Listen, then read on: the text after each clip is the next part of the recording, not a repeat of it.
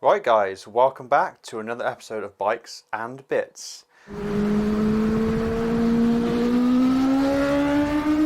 Thanks for tuning in and checking out the video today. And today what we're going to talk about is the cost of getting into motorcycling. So if you're a totally new rider or maybe you just aspire to ride a motorbike, maybe you're sort of 16, 17 and you just love the idea of it, or maybe like me, you got into it a little bit later in life, so I was 30, decided it was something that I just really wanted to do, and we're going to go over the costs of getting into motorcycling. Okay, so here you can see we've got item versus cost, and these are the list of things that you're going to need to do and achieve in order to get that motorbike license. First, we've got the CBT. This is compulsory basic training. Basically, the motorcycle school puts you on a moped, you do maneuvers, go out for a little ride on the road, and when you've passed the CBT, you'll be able to ride a bike up to 125cc with learner plates on it. Now, CBTs vary in cost, but we're looking at £100 to £150.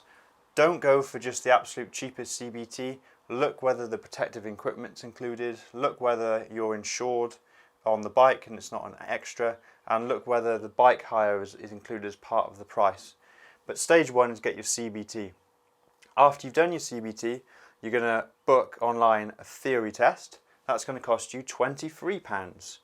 The theory test lasts for 2 years and it includes the hazard perception and the multiple choice components.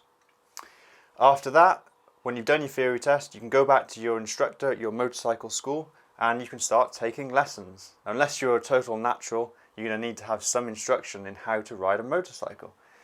So my lessons were £35 each and I had probably 10, 12 lessons. So I would estimate this is going to cost you £300 to £500.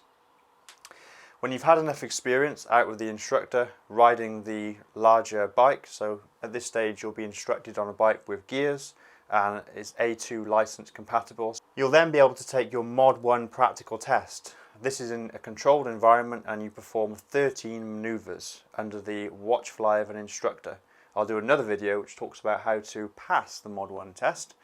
But the Mod 1 test will cost you the princely sum of £15.50. When you've done that, you may have some more instruction, but you'll move on to the practical test, Mod 2. This is a practical test out on the road with an instructor riding behind you. This will cost you £75, or if you have to do it on a weekend because of work commitments, you're going to pay almost £90, so £88.50 for that one. When you've got a bike, you'll need to tax it.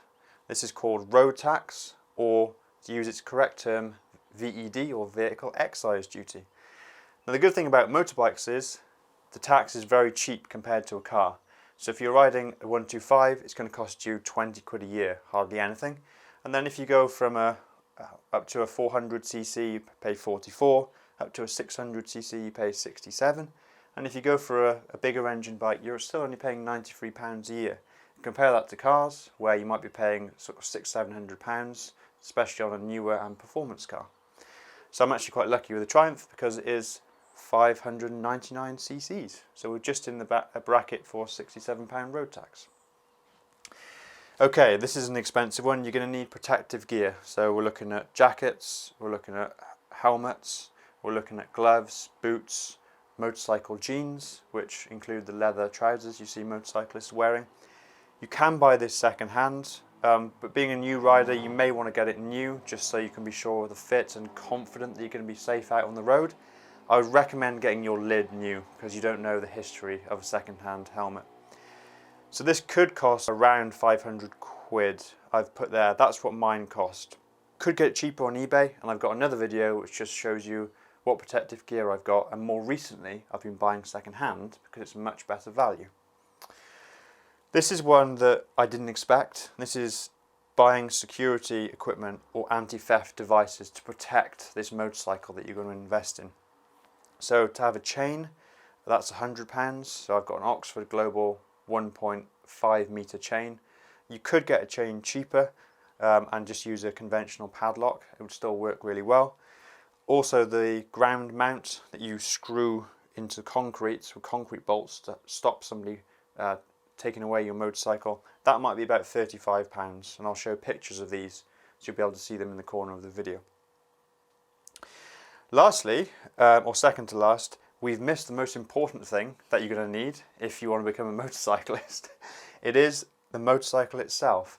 So you could buy a second-hand 125 bike, about 400 quid, so not a great deal of investment. If you're 16 going on 17, maybe you'll be looking at the cheaper end. However, if you're further along in life and you're getting back into motorcycling after a bit of a hiatus, then you could be buying more of a big bike or a beginner's big bike. We're looking at examples like the CBR 650, the MT-07 from Yamaha, maybe a Ninja 650 or Suzuki SV 650, something like that, maybe a parallel twin with enough power to get you going, but not too much that you're going to come a cropper. So if you were to buy, say, a Ninja 650 brand new, you'd be looking at about £6,000 to £7,000. So you can see there's a range. I wouldn't recommend getting a litre bike as your first bike. Obviously these more expensive motorcycles are available, but it's just silly, it's just dangerous, so we wouldn't be looking at prices above that. And finally, something else which I've included is T&E, which stands for travel and expenses. So when you're driving back and forth to lessons, you're getting lunch, maybe you're doing your test, maybe you've done your test a couple of times, this is going to add up. So while a motorbike, especially as something like a 125, will do 15 miles per pound in the tank, when you're driving back and forth and you haven't got your license yet, you're going to incur costs. And if we add all this up, we can see that the minimum you'd spend to become a fully qualified motorcyclist here in the UK is £1,683.50. The maximum you could spend is £8,120. So obviously most of that is in the cost of the motorcycle, but there's also expenses if you need more lessons, if you, for example, go for a bike that is at larger capacity and pay more tax, if you do your test on a Saturday, the costs are going to be more expensive. So to summarise, this is going to be as expensive as you want it to be. You're going to look at least £1,000 to get into motorcycling. It's definitely worth it though, so if you are thinking of getting into biking, I've had a few comments, should I get into biking, am I too old to get into biking? No, you're not too old, get into biking because it's awesome. So guys, thanks a lot for listening. I am going to end the video there, and please do like this, please do comment, and please subscribe to the channel because we would super appreciate that. Thanks a lot guys, see you in the next one.